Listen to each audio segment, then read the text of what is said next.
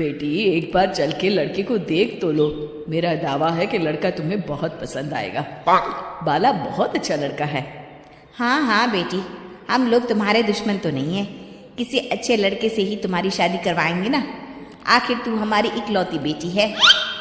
अच्छा ठीक है माँ, अब ज्यादा भावुकतापूर्ण शब्दों का इस्तेमाल ना करो। मैं चलने के लिए तैयार हूँ। चलो फिर बिना देर के हम सब चलते हैं। सभी बाला के घर पहुंचते हैं। अरे क्या बात है बहन जी, अभी तक आपका बेटा नहीं आया?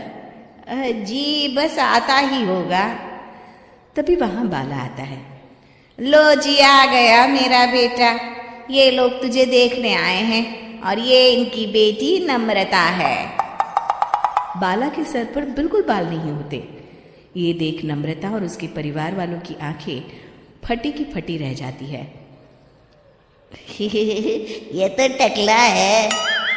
हे भगवान, माँ पिताजी आप दोनों एक टकले से मेरी शादी करवाने वाले थे। अरे ये तो पूरा उजड़ा चमन है। देखो बेटी, इस तरह किसी का मजाक उड़ाना गलत है। किसी के बारे में इस तरह की बातें नहीं करते। बालों का क्या है, वो तो आते जाते रहते हैं। लड़का टकला है तो क्या हुआ, इंजीनियर है, अच्छा खासा कमाता है। आप चुप रहिए जी।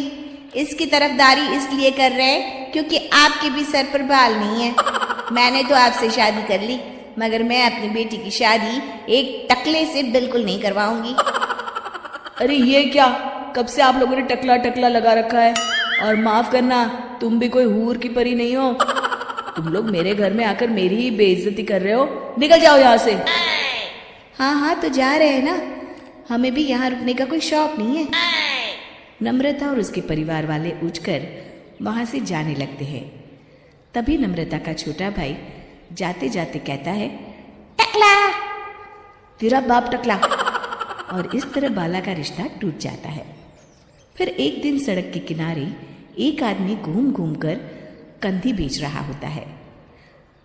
कंधी ले लो, कंधी, एक से बढ़िया एक कंघी ले लो, नए जमाने की कंघी ले लो। अरे भाई ये ले लो। घूमते घूमते वो बाला के पास पहुंच जाता है।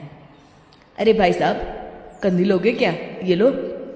तभी उसकी नजर बाला के सर के ऊपर पड़ती है।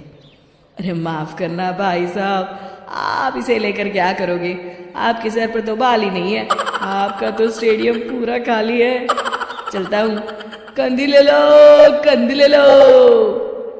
कंधी वाले की बातें सुनकर बाला को बुरा लगता है।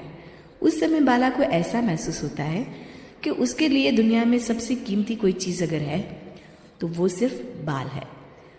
बाला सड़क पर चलते हुए लोगों के बाल बड़े गौर से दिखता है। चलते चलते बाला एक मंदिर के पास पहुंच जाता है। हे भगवान, तुमने ये मेरे साथ क्या किया? थोड़े से बाल अगर मुझे दे देते तो तुम्हारा क्या चला जाता? सारी दुनिया मेरा मजाक उड़ाती है। अरे भाई, आज पहला इंसान देख रहा हूँ जो मंदिर आकर भगवान से अपने लिए बाल मांग रहा है।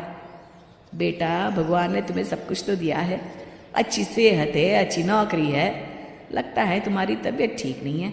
घर जाओ, सब ठीक हो जाएगा। बाला वहां से चला जाता है। घर पहुंचकर बाला खाना खाता है और अपने कमरे में सोने के लिए चला जाता है। फिर सुबह जब बाला सोकर उठता है तो आईने के सामने अपने आप को देखकर हैरान हो जाता है। बाला के सर पर एकदम घने बाल आ जाते हैं। बाला खुशी से झूम उठता है।